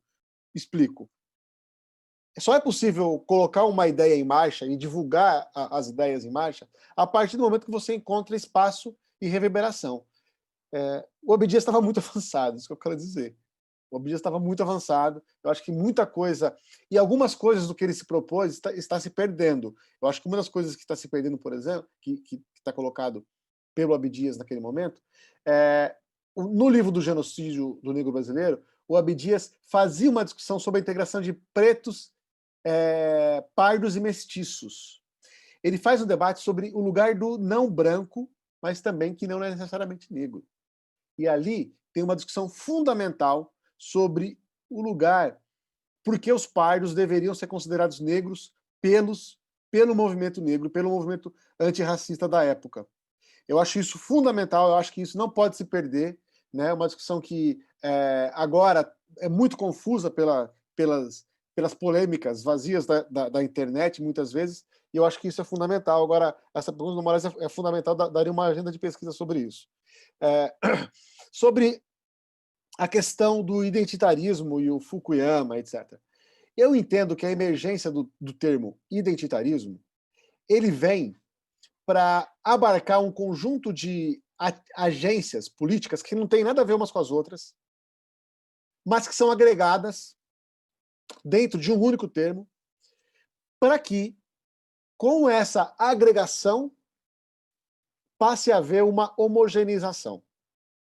Então, os termos identitários, assim como usado pelo Fukuyama, procura homogeneizar negros, mulheres, índios, ribeirinhos, quilombolas, quando, na verdade, é difícil você igualar, às vezes, o que é o movimento negro por cotas e o movimento quilombola por terras. Tá certo? Não dá, é impossível. Não existe fundamentação sociológica possível para o uso do termo identitário. Não existe. Então, sempre que alguém, muitas vezes, o Fukuyama, ele não faz isso à toa, né? Aqui no Brasil, quem muitas vezes circula o termo identitário é quem está se colocando contra essas diferenças, que são as mais disruptivas, ou seja, são aquelas que, de fato, ameaçam a estrutura. Tá certo? A ideia de movimentos identitários, ela não se sustenta sociologicamente, ela não se sustenta eticamente, e muitas vezes ela é utilizada para designar o seu outro político, o outro com letra maiúscula, entendeu? Eu escrevi um artiguinho de opinião chamando "O identitário são os outros", justamente para demover as pessoas, a desencorajar as pessoas a utilizar o termo identitário para falar sobre o movimento negro, mulheres, indígenas, LGBT e não sei mais quantos. Como é possível igualar a luta de toda essa gama de ações políticas? Por quê? Passando para a próxima pergunta. Qual o papel da mídia na relação com a violência e com o racismo? A gente precisa perceber que está tendo uma mudança no debate público atual. A emergência do termo identitarismo tem a ver com isso. É impossível você debater relações raciais e violência policial sem que você, hoje, chame alguém negro para falar. Durante os debates do George Floyd, por exemplo, isso foi notório. Não era assim antigamente. Né? Preciso a gente lembrar, 10 anos atrás não era assim. Se discutia a violência, muitas vezes a ideia de violência era separada da ideia de racismo, né? E quando se discutia a violência como racismo, quem era chamado geralmente eram brancos. Atualmente, isso está mudando.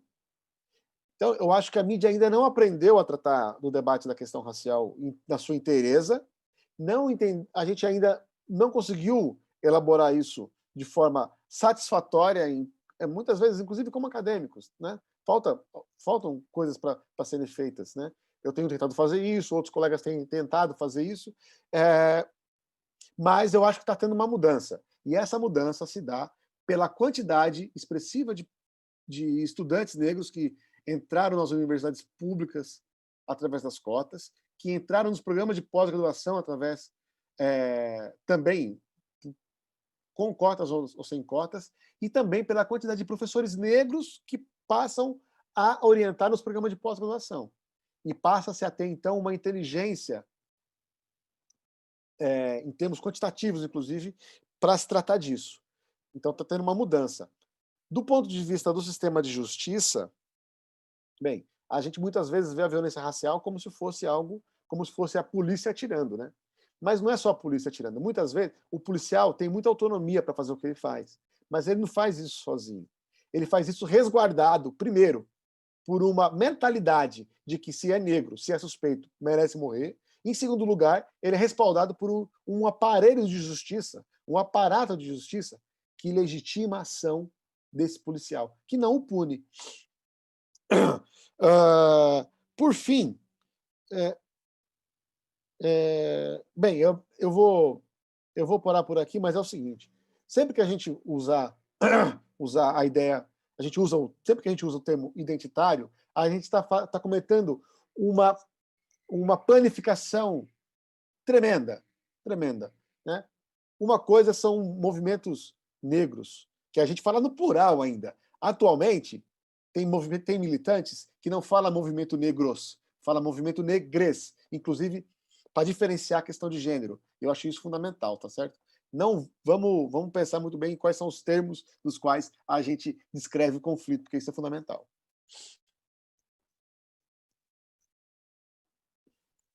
Obrigada, Paulo. Vou passar para a Flávia agora. Bem, muito bom. Eu penso, para fazer um debate, uma fusão entre várias questões que apareceram aí, eu penso que nós vivemos um momento, de fato, em que, vamos dizer assim, talvez uma interpretação das esquerdas políticas brasileiras tenham se encontrado com algumas interpretações das direitas brasileiras, basicamente da extrema-direita brasileira, né? Não é novo esse conflito em torno do que nós podemos chamar aqui de identidades e que agora se fala muito em termos de identitarismos, né? Como sendo uma linguagem mais recente, mas, na verdade, ela, nós poderíamos voltar até o século XIX, que nas internacionais esse debate sobre identidades já aparece, né? Nas lutas no interior dos partidos, por exemplo, do Partido Comunista, já aparece, né? A gente pode localizar isso, por exemplo, nos Estados Unidos, no Entre Guerras, né? O debate em torno da questão racial nos Estados Unidos, separatismo e as estratégias do Partido Comunista. Nós podemos encontrar isso também nas estratégias dos debates brasileiros sobre como entre os comunistas, de como lidar com a questão racial, né? Tendo em vista as orientações de Moscou também, e, enfim, tem toda uma discussão sobre qual é o lugar dos grupos sociais que não acham suficientes, né? Não acham suficiente, na construção da luta política, o debate em torno das classes sociais, né? Vem limites numa centralização ou numa focalização da classe, né? Que entendem que existem formas de opressão que se combinam com a classe e que elas precisam ter visibilidade na política.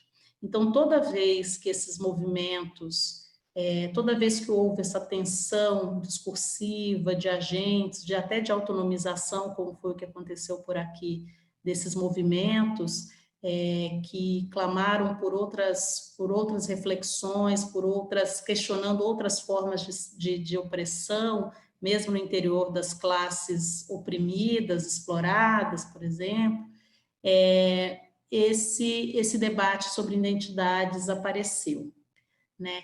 E aí as classes,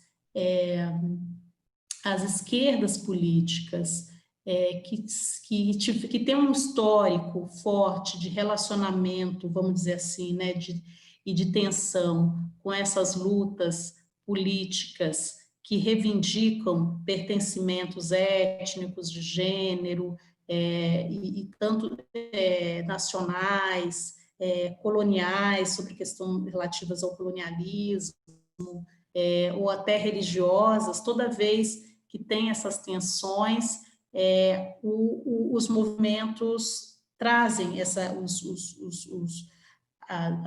esquerdas políticas apresentam essa carta e talvez até num tom acusatório, essa questão do identitarismo, né, como, digamos, vetor de fragmentação da política e da luta política.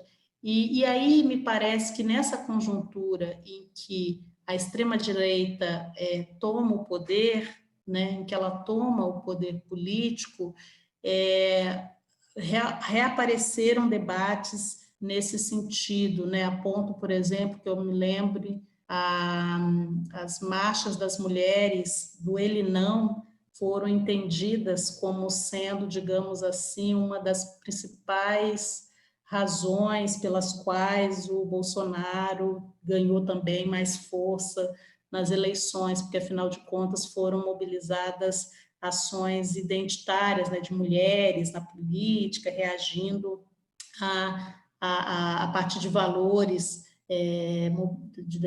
desses grupos, né, do questionamento do patriarcado, da violência, da belicidade do Bolsonaro, enfim.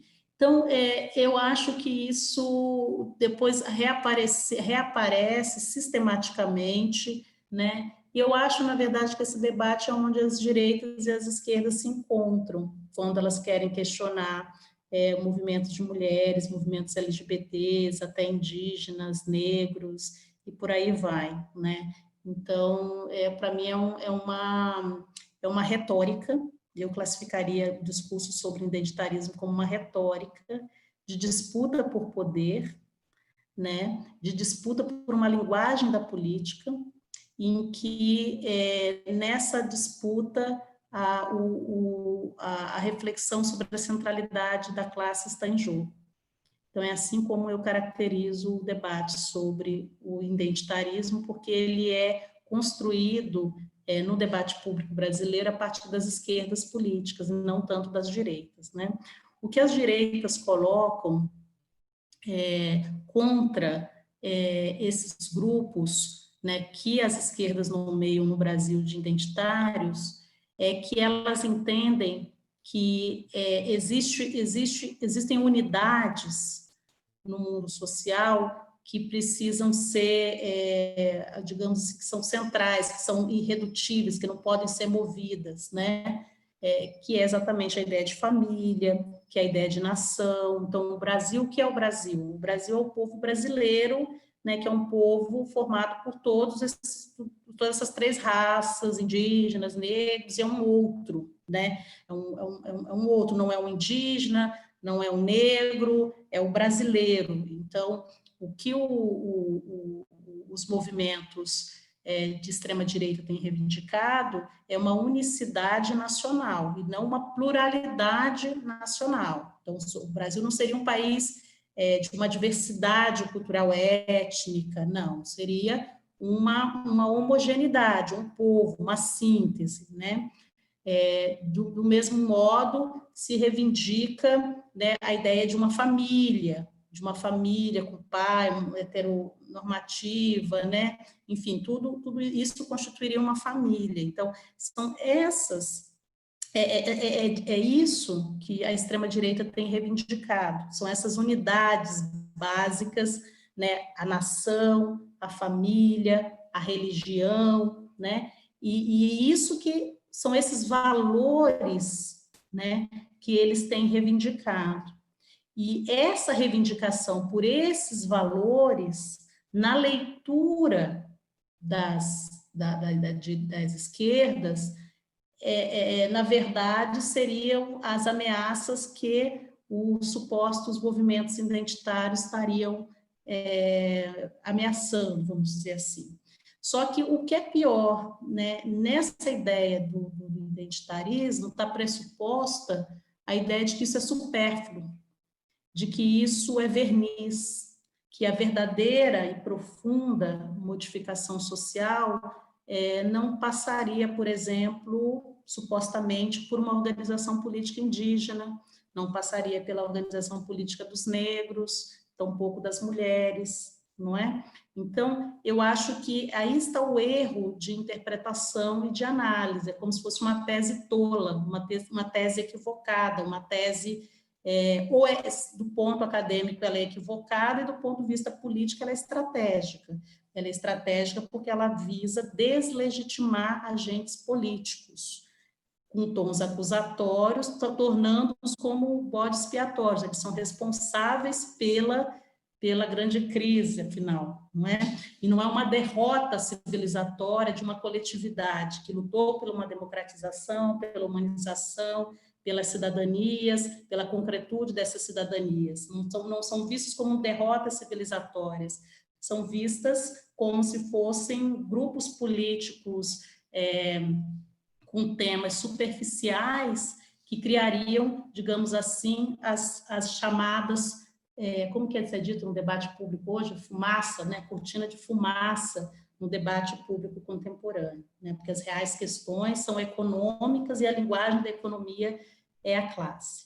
Então, na verdade, é disso que se está falando, quando nós discutimos o debate do identitarismo, que ninguém nunca consegue descer para além dessa nomenclatura, desse termo. Toda vez que as pessoas fazem essas perguntas, eu fico surpresa com a incapacidade de abrir essa caixinha e dizer o que está ali dentro, né? Então, como quase se fosse uma repetição de palavras, quase que um pouco meio um papagaio, né, de pirata. Mas, enfim, fazendo uma discussão sobre o que as instituições participativas, eu diria que quase todas as conquistas que nós tivemos até o presente, até o momento, né, elas passaram por instituições participativas, pela capacidade, estratégias criativas, né, que os movimentos sociais tiveram em direção aos vários níveis e escalas do Estado, seja no nível municipal, nos níveis federais, né, elas foram muito determinantes, as conferências foram muito determinantes, por exemplo, para a politização de camadas sociais que não estavam tão politizadas, para a retroalimentação do ativismo, né, porque uma camada social do ativismo se institucionaliza e se desloca. Então, como você constrói, por exemplo, uma juventude de mulheres, uma juventude negra, uma de juventude indígena, uma juventude quilombola. Então, todas essas ideias de juventude, elas passam por essas instâncias participativas, por conselhos, pelas conferências, pelas formas diversas como o Estado, né, as secretarias, né, dialogaram com esses movimentos sociais, né? Eu acho que, para finalizar, alguém também perguntou sobre a lei, né? A lei também é isso, é decisiva. Todas essas leis, é fato que elas não têm uma operacionalização como a gente imaginava, né? Um desenvolvimento, mas assim é possível localizar ações em municípios, em estados. Nós mesmo agora em Niterói, nós vamos fazendo um projeto voltado para a aplicação dessa lei no município inteiro. Então, você viu outras experiências no estado de São Paulo, no município de São Paulo, mesmo no Rio de Janeiro. Então, assim, ela não está do jeito como a gente gostaria, ainda mais nesse contexto, mas ela é decisiva para essas lutas antirracistas aqui no Brasil, especialmente nessa área do educacional e da educação básica. A gente, desculpe por eu ter me excedido um pouco.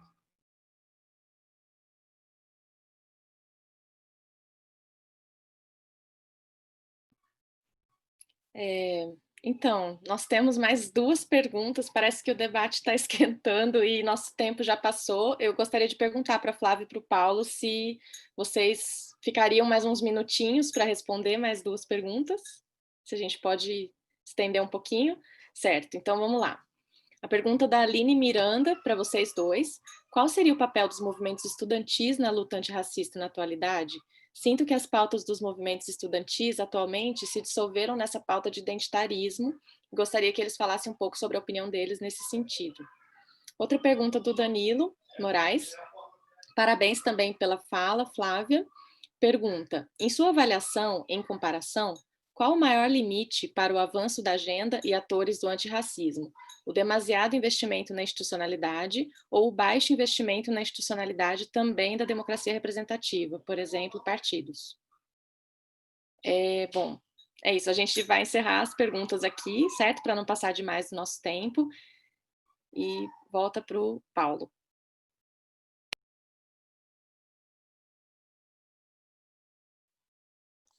Eu nunca sei quem é que libera o áudio, se sou eu ou se vocês. Mas tá legal. Não, ótimas perguntas. Assim, eu não sei, como eu disse, eu não sei o que as pessoas dizem quando estão falando de identitarismo. A gente precisa recortar bem isso. Muitas vezes, vamos pensar o seguinte, quando alguém chama o que aconteceu em 31 de março, como é que vocês chamam o que aconteceu em 31 de março ou 1º de abril, até a data é importante? Vocês escolheriam para descrever o golpe militar a data de 31 de março ou o dia 1º de abril? Vocês chamariam o golpe de militar de golpe ou de revolução? É isso que está colocado na questão das chamadas, aspas, pautas identitárias. quando a gente chama as pautas identitárias de pautas identitárias, a gente toma uma posição. Você entende? A gente toma... Alguém que defende igualdade de gênero na educação chama isso de ideologia de gênero? Não. A gente chama de... Quem fala e chama isso de ideologia de gênero, geralmente são religiosos conservadores. O termo identitarismo, como a Flávia trouxe, assim, eles procuram associar, eles procuram hierarquizar as agendas. Eu acho que, de algum modo, isso tem a ver com o espectro que ronda atualmente não só o progressismo, mas a direita também. Acho que isso tem a ver com uma inflexão liberal no debate público. E a falta de debate sobre uma agenda redistributiva, que está colocado não é no interior do movimento negro, ou do movimento de mulheres, ou dos movimentos indígenas. Isso está colocado no interior das classes trabalhadoras. Isso está colocado no interior do sindicalismo. Eu já vi sindicato. Eu sou um cara de partido, certo? Eu sou filiado ao PT. Atuo na Fundação Pessoa Abramo. Eu já vi sindicato ligado à CUT promovendo curso de empreendedorismo. Isso é um problema do movimento negro? Isso é um problema do movimento de mulheres? Isso é um problema do movimento de LGBT? Quando a gente fala de genocídio da juventude negra, 60 mil pessoas morrendo, isso é um problema identitário? Quando o João Pedro foi morto, o menino, foi morto, aquilo é um problema identitário? Às vezes as pautas identitárias são levantadas para a cena pública como se as pessoas estivessem simplesmente defendendo o direito de usar um adereço ou provocar uma epifania. Essas pautas, essas formas de chamar de pautas identitárias é uma forma de desqualificar a agenda de determinados movimentos. Eu não sei como anda o movimento estudantil atualmente. Eu conheço algumas pessoas que, às vezes, sei quem foi o último presidente da Uni, acho que eu conheço quem é a atual vice-presidente, não sei.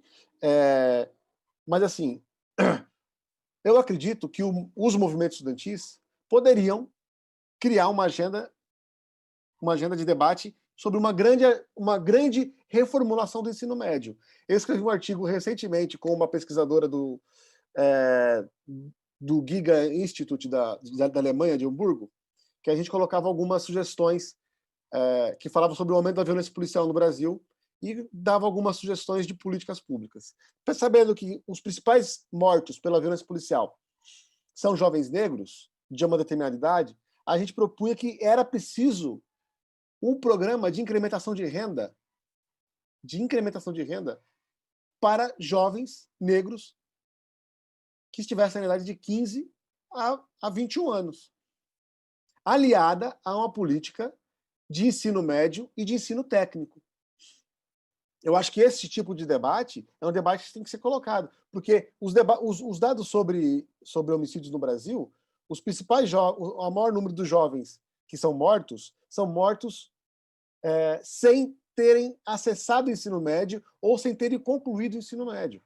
Eu acho que existe um gargalo gigantesco aí dentro do ensino médio que é preciso ser pautado pelos movimentos que discutem educação. Agora, de fato, quando a gente fala movimentos identitários, vocês estão falando do quê? Vocês estão falando, de repente, muitas vezes as pessoas estão falando de pautas que elas não defendem, que elas não concordem, que elas não querem saber, que, inclusive, elas desprezam. Isso, como a Flávia elencou, algumas razões, por exemplo,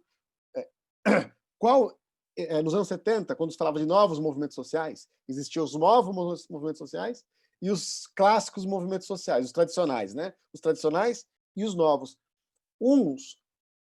Os tradicionais eram os movimentos ligados à classe. Os novos movimentos sociais seriam aqueles que supostamente defendiam pautas culturais. Agora, a Frente Negra Brasileira defendia outras coisas. Ela não defendia isso. E não era um movimento sindical. Era o novo movimento social, só que foi fundado em 1930. Acho que essas classificações nem sempre elas dão conta da nossa realidade. E eu acho que muitas vezes elas atrapalham o debate público.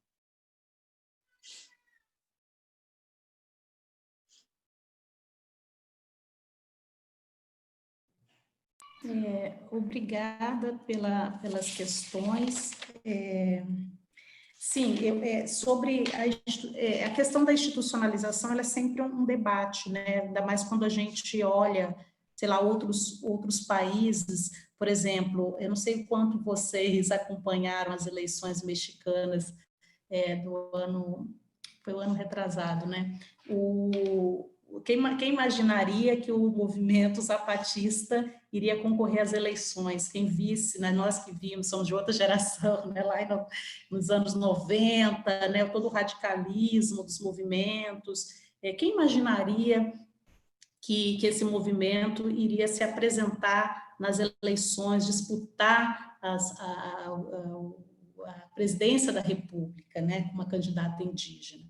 Então, assim, os movimentos, eles olham estratégias políticas, observam, né, as oportunidades culturais, criam essas oportunidades políticas, criam estratégias. A gente vê que, de fato, institucionalização demais tem efeitos, né? Muitas das vezes esses efeitos a gente tem chamado, por exemplo, de um deslocamento em relação à sociedade, de uma nova forma como a gente lida com a população, né, como movimentos sociais. Por exemplo, vamos pensar o contexto da Covid, né? O contexto da Covid, ela levou uma comunitarização maior dos movimentos sociais.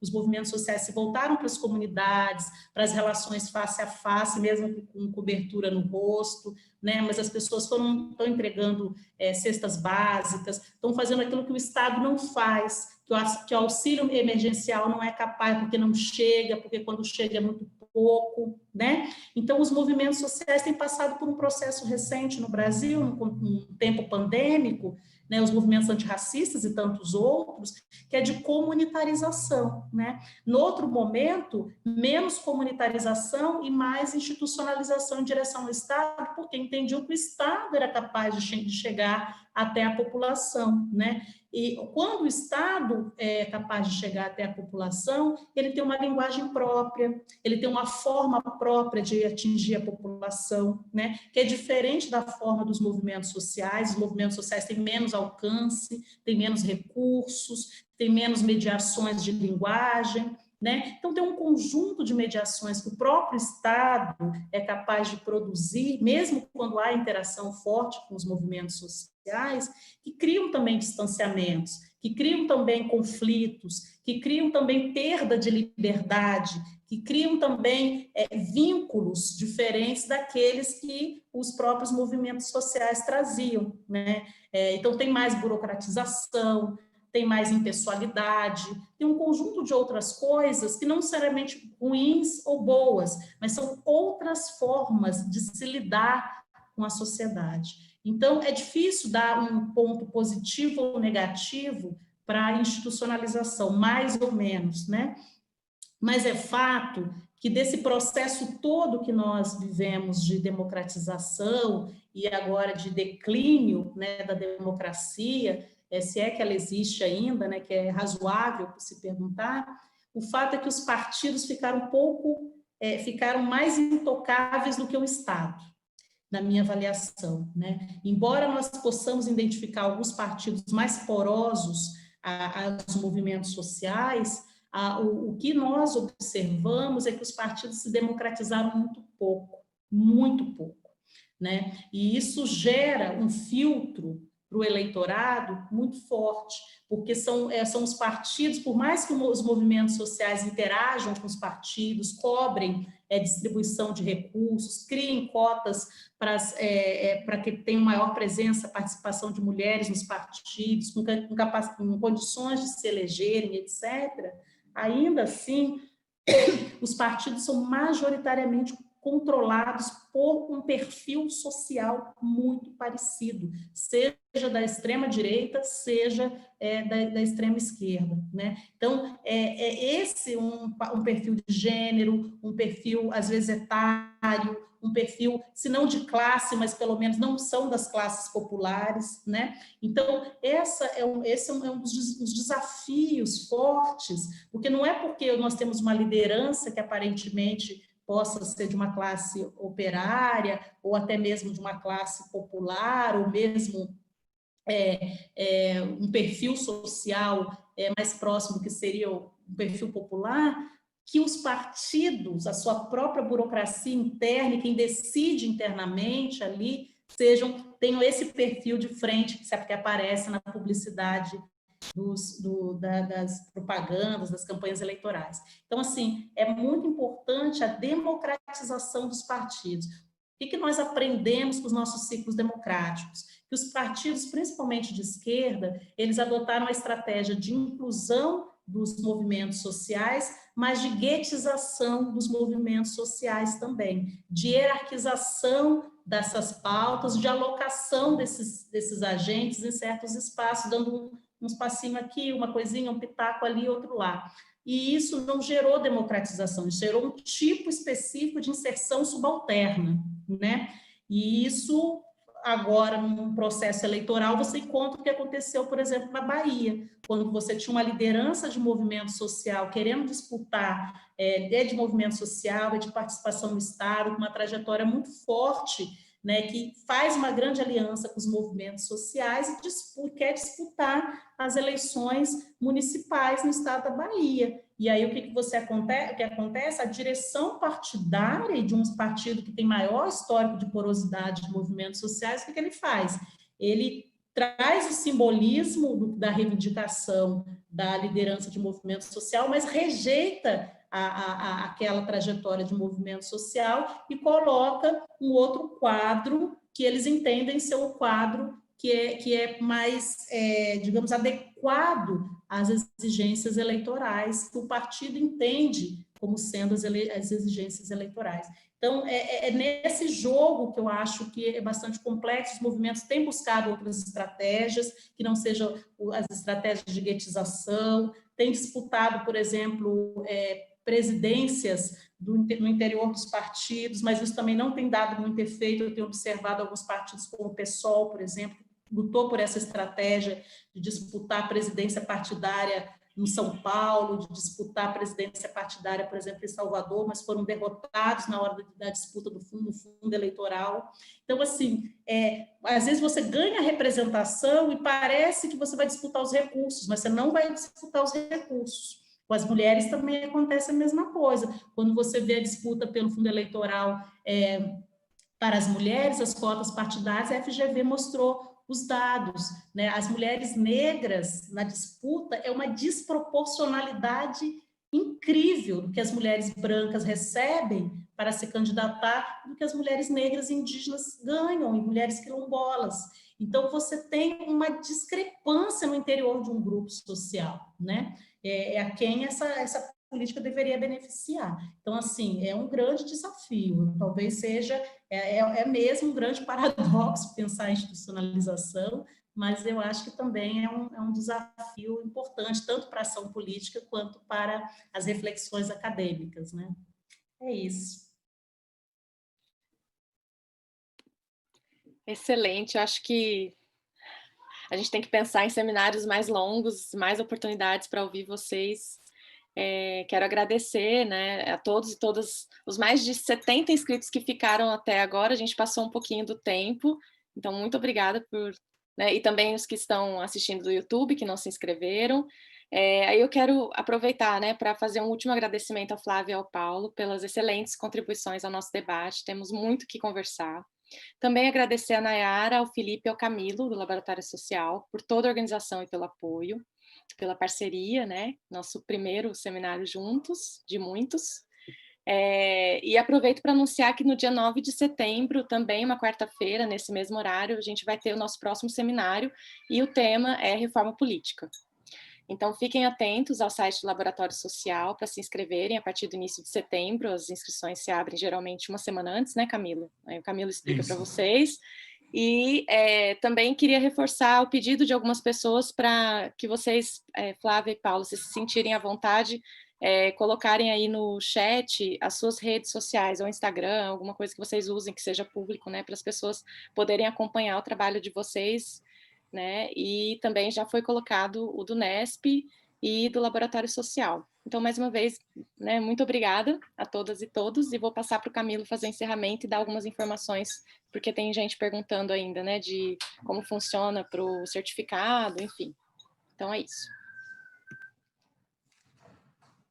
Obrigado, Lisandra. Obrigado novamente, Flávia, Paulo, né, a todos os presentes, a equipe, né, que viabilizou também aqui para a gente essa estrutura.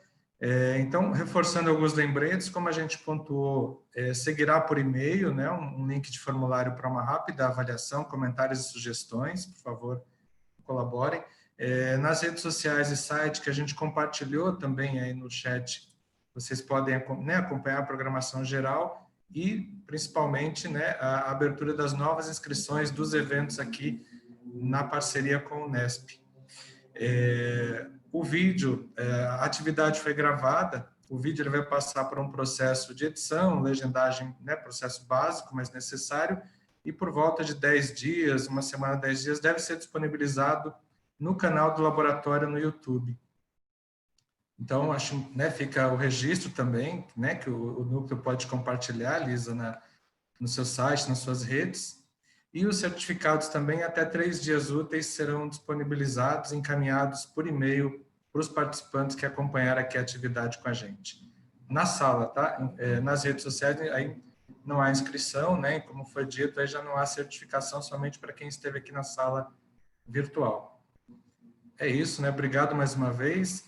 Lisa, não sei se você quer dar um último alô, e acho que a gente termina até breve. Nos revemos em breve. Obrigado mesmo, gente. Boa noite. Tchau, gente. Obrigada. Até a próxima. Tchau. Até. Tchau, tchau. Obrigadão. Até mais. Valeu, Lisa. Valeu, Camilo. Valeu, Flávia.